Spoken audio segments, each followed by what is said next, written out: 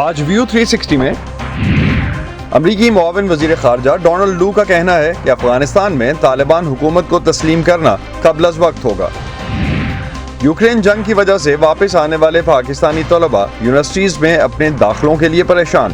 اپنا فیوچر ابھی تک ڈارک نظر آ رہا ہے۔ اور اگر آپ جہاز نہیں اڑا سکے تو دل چھوٹا نہ کریں، ڈرون پائلٹ بھی اچھے پیسے کما سکتے ہیں۔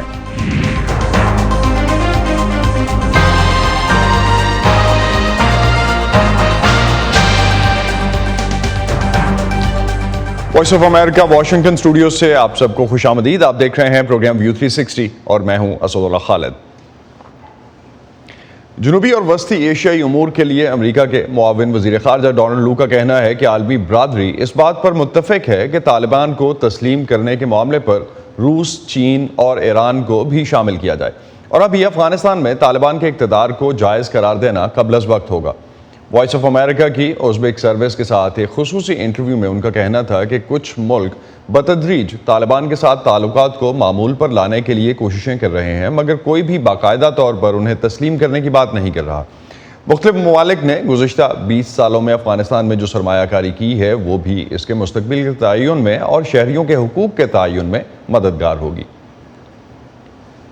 This is a country that has been at war for 40 years. یہ ملک پچھلے 40 برس سے جنگ کی حالت میں ہے۔ محض پچھلے سال ہی وہاں لڑائی کچھ ختم ہوئی ہے اور طالبان کو اب حکمرانی کی جانب مائل ہونا ہے۔ حال ہی میں آنے والے زلزلے سے ہم دیکھ سکتے ہیں کہ حقیقت میں کسی ملک پر حکومت کرنا کتنا مشکل ہے۔ مجھے یقین ہے کہ پچھلے 20 سالوں میں بہت سے ممالک نے افغانستان میں جو سرمایہ کاری کی ہے وہ اس ملک کے مستقبل کے تعین میں مدد کرے گی کہ طالبان لاکھوں لوگوں کے ملک پر صرف اپنی مرضی مسلط نہیں کر سکتے۔ انہیں زندگی میں کچھ آزادیوں اور ایک خاص معیار زندگی کی عادت ہو گئی ہے۔ یہ مطالبات آگے چل کر طالبان کی پالیسیوں کی تشکیل میں مددگار ثابت ہوں گے۔ ہمیں شراکت دار ممالک کے طور پر افغان حکام کے ساتھ کام کرنا چاہیے اور افغان عوام کے لیے ایک بہتر دنیا کی تشکیل کے لیے ہم افغانستان کی صورتحال پر اثر انداز ہونے کے لیے ہر روز کوشش کرتے ہیں تاکہ افغانستان کے لوگوں کی بہتری ہو اور یہ خطہ مستحکم ہو۔ ہم بات کر رہے ہیں کہ سرحدوں پر سیکیورٹی بہتر کرنے میں کس طرح مدد کی جائے۔ آپ اس انتہائی غیر معمولی طالبان حکومت کے ساتھ بات چیت میں کس طرح مدد کر سکتے ہیں؟ میرے خیال میں اس وقت ہم ان معاملات پر کام کر رہے ہیں۔ اور اب بات کرتے ہیں روس یوکرین جنگ کی۔ روسی صدر ولادیمیر پوٹن نے لوہانسک کے علاقے پر کنٹرول حاصل کرنے کے بعد اپنی کامیابی کا اعلان کرتے ہوئے AFP کے مطابق اپنی افواج کو جارحانہ طریقے سے آگے بڑھنے کا کہا ہے، جس کے بعد روسی افواج نے آج یوکرین کے مشرقی صوبے ڈونیٹسک کی طرف پیش قدمی شروع کر دی ہے۔ دوسری طرف یوکرین کی فوج کا کہنا ہے کہ اس نے اپنے نقصانات کو کم کرنے کے لیے مشرقی لوہانسک کے شہر لیسچانسک کا کنٹرول چھوڑا ہے۔ اس جنگ کو تقریباً 4.5 ماہ ہو چکے اور اقوام متحدہ کے اعداد و شمار کے مطابق 84 لاکھ یوکرینی شہری دوسرے ملکوں میں پناہ لے چکے ہیں۔ یوکرین میں اس وقت کیا صورتحال ہے اور کن علاقوں پر روس اب تک قبضہ کر چکا ہے، اس پر بات کرتے ہیں وائس آف امریکہ کی مرسلووا گونگیرزا سے، جو جنگ زدہ یوکرین کی رپورٹنگ کرتے ہوئے اس وقت وارسا پولینڈ پہنچی ہیں۔ Welcome to the show, Marcelova. Is Russia in total control of Luhansk as Russians are declaring victory there? And how experts are seeing the future advancements of Russia now? Would it be rest of the Donbas region? Actually, yes.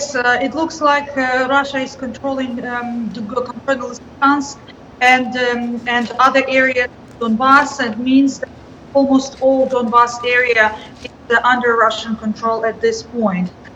However, Ukrainians decided to withdraw because there was as analysts say, according to the plan, because if they would stay in those areas, Severodonetsk and Lysychansk, they would have to, they had a risk to be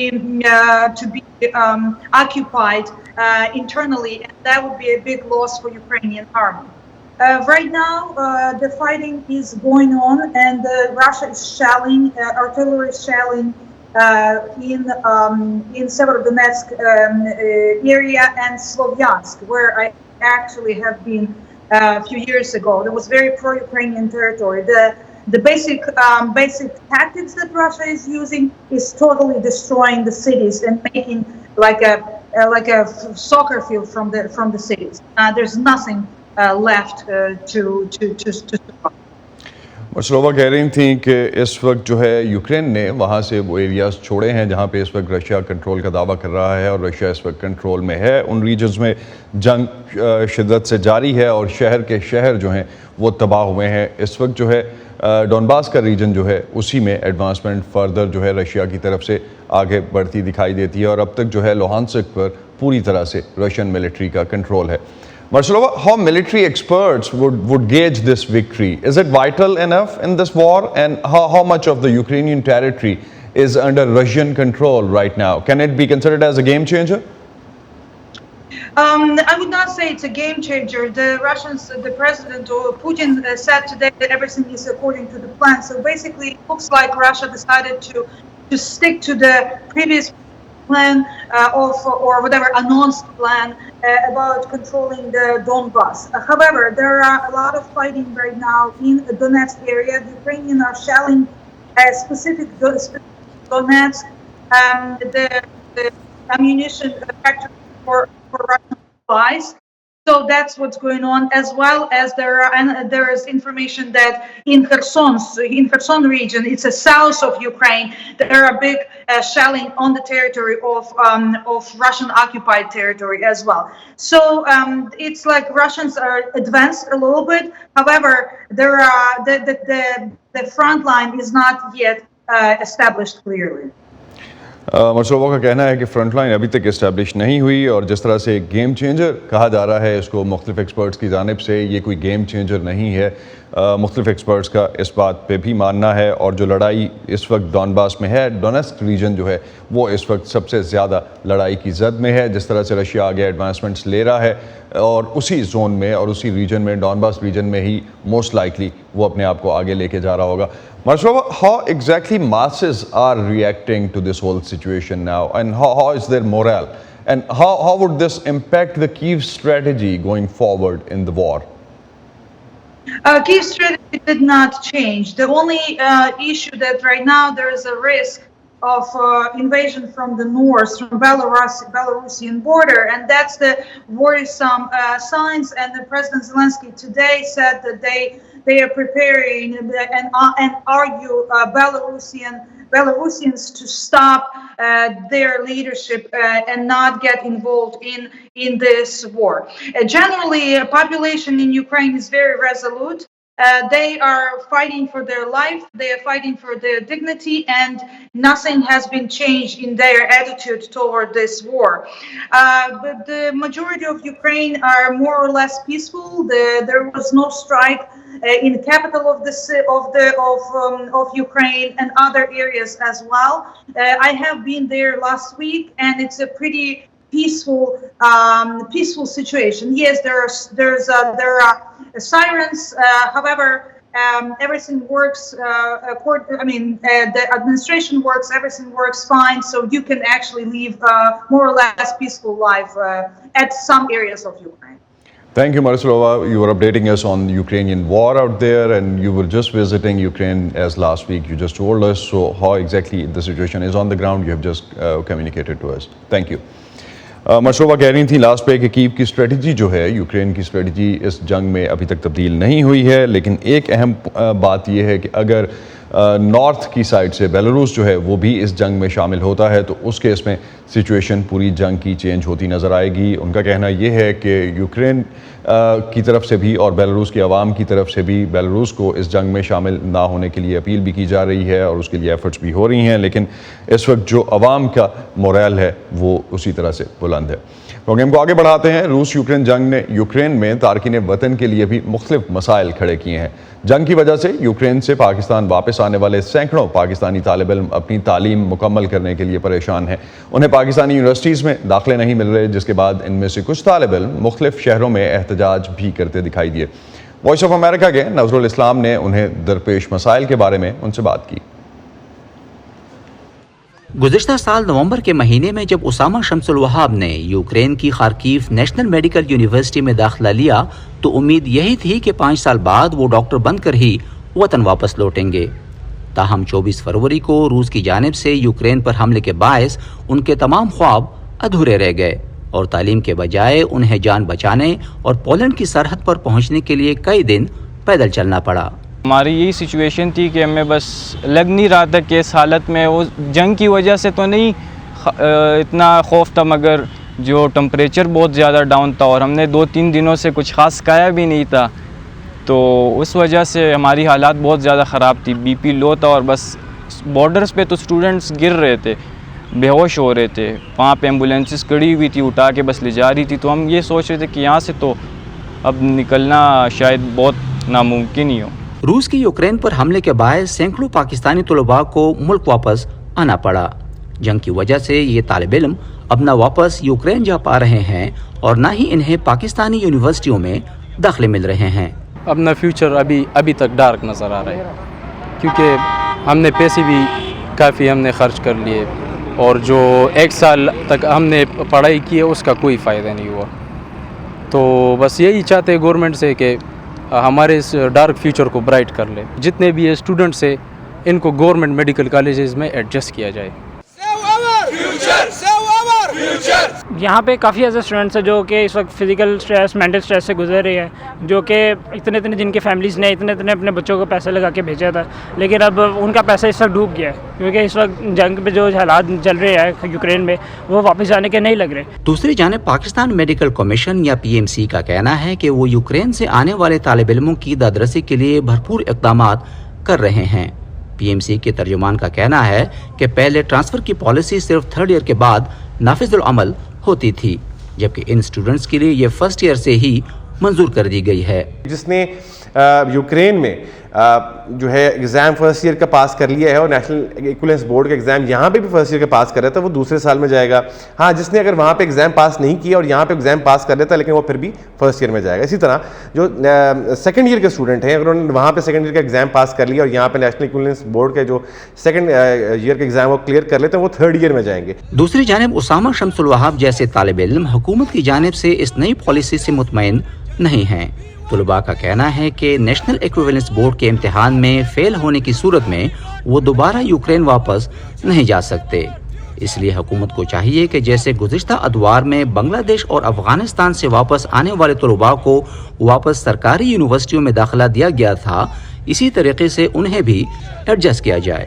نظر الاسلام، voice of امریکہ، اسلام آباد۔ VOA news کی نئی smart phone app, تازہ ترین خبریں، دلچسپ audio video reports اور منفرد تجزیے۔ دیکھیں، سنیں، پڑھیں اور شیئر کریں۔ سیٹنگز کے ذریعے اپنی پسند کی زبان کا VOA کی نئی ایپ میں انتخاب کریں۔ پراکسی کی مدد سے پابندیوں کے باوجود معلومات تک رسائی حاصل کریں۔ پش نوٹیفیکیشنز آن رکھیں تاکہ آپ رہ سکیں ہر لمحہ باخبر۔ VOA نیوز کی نئی smart phone app download کیجیے گوگل پلے اور ایپ اسٹور سے۔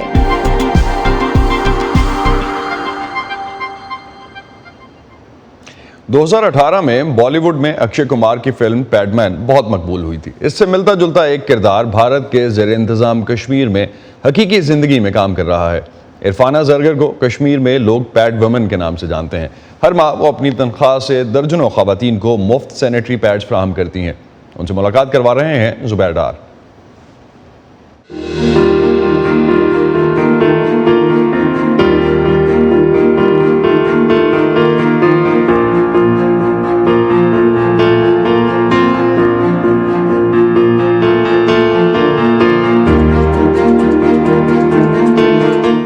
ایکچولی میرے فادر کی ڈیتھ ہو گئی تھی 2013 میں، تو میرا ایک ڈریم بن گیا کہ میں اپنے فادر کے لیے کچھ کروں۔ میں اپنے بابا کو پراؤڈ فیل کراؤں کہ اس کا مطلب 3 بیٹے ہیں، 2 بیٹے نہیں ہیں۔ میں اس کی بیٹی ہوں بٹ بیٹے سے کم نہیں ہوں، کیونکہ جب میرے فادر کی ڈیتھ ہو گئی، ایون کہ میں اپنے بردرس کو نہیں بول پاتی تھی، اپنی بھابھی کو نہیں بول پاتی، ایون کہ اپنی مدر کو بھی نہیں بول پاتی، کیونکہ میرے فادر میرے لیے یہ سینیٹری نیپکنز بائی کرتے تھے مارکیٹ سے۔ اور میں نے اس چیز میں مطلب جب ان کی ڈیتھ ہو گئی تھی کتنا فیس کیا ہے، یہ میں اور میرا خدا جانتا ہے۔ جو فیل میں نے اس ٹائم کیا نا، میں نہیں چاہتی ہوں کہ کوئی اور لڑکی ویسا کچھ فیل کرے۔ سٹارٹ میں نے 2014 سے کیا تھا۔ آسان تو کوئی کام نہیں ہوتا ہے، میرے خیال سے میرے لیے وہ بہت ہی زیادہ ٹف تھا اس ٹائم، لیکن پھر میری اچھا زیادہ بڑھ گئی کیونکہ لوگوں نے بڑا اپریشیٹ کیا اس کام کو. سٹارٹنگ میں نے جب یہ کام کیا تھا لوگ تو بہت ہی امپریس ہو گئے. نو ڈاؤٹ کہ کہیں پہ مجھے ٹرولز بھی ہوتے تھے, بٹ اب مجھے لگ رہا ہے کہ اس کام کی وجہ سے نا مجھے اب بہت زیادہ مطلب پریشانی ہو رہی ہے, کیونکہ اتنا لڑکے نہیں اس کو مطلب ٹرول کرتے ہیں جتنی اب لڑکیاں اس کو ٹرول کرنے لگی. دیکھیے مطلب جو بھی مطلب عورتیں یہاں پہ ہوتی ہیں, بہت ساری بیچارے آدھوں کے فادر ہوتے ہیں وہ سلائی مارتے ہیں, آدھوں کے بیچاروں کے شاپ ہوتے ہیں وہ دن میں 100 روپے کماتے ہیں, تو وہ کہاں اپنی 4 بیٹیوں کو یہ چیزیں لا سکتے ہیں. مجھے لگتا ہے کہ گورنمنٹ کو ایسا کچھ انیشیٹو لینا چاہیے جس میں مطلب غریب لڑکیوں کے لیے بہت زیادہ کم ریٹ میں ہو جائے. میں یہ نہیں بولوں گی کہ فری میں ہو جائے, بہت زیادہ کم ریٹ میں ہونا چاہیے تاکہ ان کو بھی فیسلٹی یہ ملنا چاہیے. کچھ سائٹس ہیں میرے پاس جہاں سے مجھے روز کالز آتے ہیں, کیونکہ اب میں نے وہ فکسڈ رکھے ہیں. میں وہاں پہ جاتی ہوں 2 مہینے کے بعد, 1 منتھ کے بعد, 3 مہینے کے بعد, لیکن اب مجھے اور بھی کالز آتے ہیں. لیکن مجھے نہیں لگتا ہے میں اتنا افورڈ کر پاؤں گی کیونکہ میری اپنی بھی فیملی ہے. میری سیلری سے یہ ہاف سیلری جاتی ہیں. ہاف سیلری میں اپنے ممی اور خود کے لیے خرچہ کرتی ہوں اور ہاف میں لوگوں کے لیے دیتی ہوں, اور اس میں بہت خوش ہوں.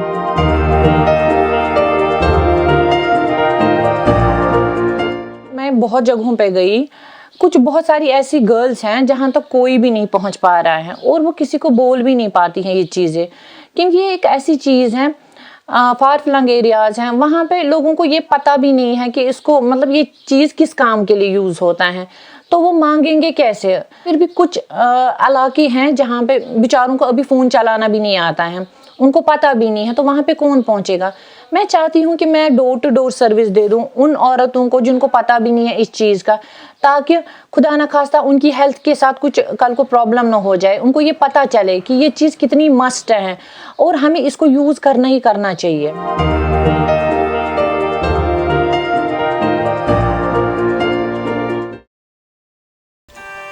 امریکہ, جو ملک ہے خوابوں کا, اپنے خوابوں کو حقیقت بنانے والوں کا, اپنی ایجاد سے دنیا بدلنے والوں کا, تحقیق, تجربات اور ٹیکنالوجی سے ہم سب کو نئی راہ دکھانے والوں کا, کچھ کر گزرنے کا جذبہ لیے اپنا کل روشن بنانے والوں کا. ایسے ہی ڈریمرز اور اچیورز کی کہانیاں دیکھیے ویو 360 میں آج نیوز پر.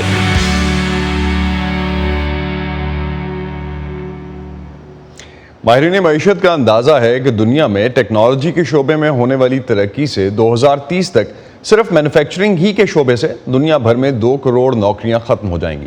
لیکن جیسے جیسے دنیا میں نئی ٹیکنالوجی آ رہی ہے اور بہت سے روایتی پیشے ختم ہوتے جا رہے ہیں, ملازمتوں کے ایسے مواقع بھی پیدا ہو رہے ہیں جن کا ماضی میں کوئی وجود نہیں تھا. انہی میں سے ایک ہے ڈرون پائلٹ. اگر آپ کو ڈرون اڑانے کا شوق ہے تو کیا آپ اس کو ایک کیریئر کے طور پر اپنا سکتے ہیں؟ یہ جاننے کی کوشش کی عبدالعزیز خان نے اپنی اس رپورٹ میں. ایک زمانہ تھا کہ ڈرون پائلٹ کی ملازمت حاصل کرنے کے لیے آپ کا فوج میں ہونا ضروری ہوا کرتا تھا اور اس کی تربیت بھی آپ کو فوج ہی سے ملا کرتی تھی. مگر پچھلے چند سالوں میں غیر عسکری شعبوں میں ڈرونز کا استعمال عام ہونے سے یہ شعبہ وسیع ہوتا جا رہا ہے. امریکہ کے اندر ایک کمرشل جہاز اڑانے والے پائلٹ کی سالانہ تنخواہ عام طور پر $90,000 کے لگ بھگ ہوتی ہے, جبکہ ریاست ورجینیا میں ایک ڈرون پائلٹ کی سالانہ تنخواہ عام طور پر $70,000 کے لگ بھگ ہے. امریکہ کے جاب مارکیٹ میں تنخواہ کے لحاظ سے یہ دونوں اچھے پیشوں میں شمار ہوتے ہیں. ایک عام امریکی کو کمرشل پائلٹ بننے کے لیے $90,000 سے زیادہ کا خرچہ اٹھانا پڑتا ہے, جبکہ اگر آپ کمرشل ڈرون پائلٹ بننا چاہیں تو ایریزونا کے پائلٹ انسٹیٹیوٹ سے اس کے اوپر صرف $325 لگیں گے. اور بہت سے دوسرے اسکولوں میں تو شاید آپ کو اس لائسنس کے حاصل کرنے کی تربیت اس سے بھی سستے میں مل جائے. امریکہ میں ڈرون اڑانے کا لائسنس FAA یعنی فیڈرل ایویشن ایڈمنسٹریشن جاری کرتی ہے. So interestingly, the FAA has not FAA ने ड्रोन पायलट बनने के लिए किसी भी ऐसी तरबियत का मुतालबा ही नहीं किया जिसमें आपको ड्रोन उड़ाना हो। इसका सिर्फ एक इम्तहान होता है जो आपको FAA के सेंटर में जाकर देना होता है, यानी आप एक कंप्यूटर पर बैठकर सवालों के जवाब देते हैं और हम आपको इसके लिए तैयार करते हैं। इसके अलावा हमने एक ऐसा कोर्स भी शुरू किया है जो आपको ड्रोन उड़ाना सिखाता है, लेकिन वो तो FAA की ज़रूरत ही नहीं है। that helps you fly the aircraft, but it's actually not required by the FAA. उधर मुख्तलिफ शोबों में ड्रोन्स की मांग बढ़ती जा रही है। अब मीडिया नेटवर्क्स ड्रोन्स के जरिए अपने कैमरे ऐसे जगहों पर ले जा सकते हैं जहां इंसानी कैमरामैन नहीं जा सकता। तामीरात के काम में ड्रोन्स को बुलंद इमारतों और मुख्तलिफ किस्म की तामीराती प्रोजेक्ट्स के सर्वे करने के लिए इस्तेमाल किया जा रहा है। आग बुझाने का अमला और सर्च एंड रेस्क्यू की टीम्स ड्रोन्स को इंसानी जानें बचाने के लिए इस्तेमाल कर रही हैं और खेती बाड़ी के शोबे में भी ड्रोन्स को जमीनों का फिजा से जायजा लेने के लिए इस्तेमाल किया जा रहा है। अगर आप तफरीह के अलावा किसी भी गर्ज से ड्रोन उड़ाना चाहें तो इसके लिए आपके पास पार्ट 107 सर्टिफिकेट होना ज़रूरी है। रिसर्च एंड मार्केट्स नामी जर्नल का अंदाजा है कि मुख्तलिफ शोबों में ड्रोन ऑपरेटर्स की मांग इतनी तेजी से बढ़ रही है कि सन 2028 तक आलमी ड्रोन इंडस्ट्री $500 अरब से भी ज्यादा की हो चुकी होगी। और इस नए दिलचस्प और अनोखे शोबे में करियर शुरू करने के अखराजात निस्बतन बहुत मामूली हैं। अब्दुल अजीज Khan, voice of America, Virginia. और अब अमेरिका की ही एक और स्टोरी। कल अमेरिका का यौम आज़ादी था। इस साल अमेरिकियों ने अपना 246वां यौम आज़ादी मनाया है। 4 जुलाई को हर शहर में आतिशबाजी के खूबसूरत मुजाहरे होते हैं। वॉइस ऑफ अमेरिका की आयजा इरफान ने जनूबी एशियाई नजाद शहरियों से जानने की कोशिश की कि वो कैसे अमेरिका के यौम आज़ादी में शरीक होते हैं। इस साल 4 जुलाई अमेरिका का 246वां यौम आज़ादी है। इस दिन सरकारी सतह पर तकरीबात का इनेकाद तो होता ही है, मगर आवाम इसे एक फैमिली हॉलीडे के तौर पर गुजारते हैं। खानदान बड़ी तादाद में सियाहती मुकामात का रुख करते हैं। घरों में बारबेक्यू पार्टीज का एहतमाम किया जाता है, जिनमें बर्तनों से लेकर खाने पीने की अशिया तक हर चीज़ को अमरीकी झंडे के नीले, सुर्ख और सफ़ेद रंगों से सजाया जाता है।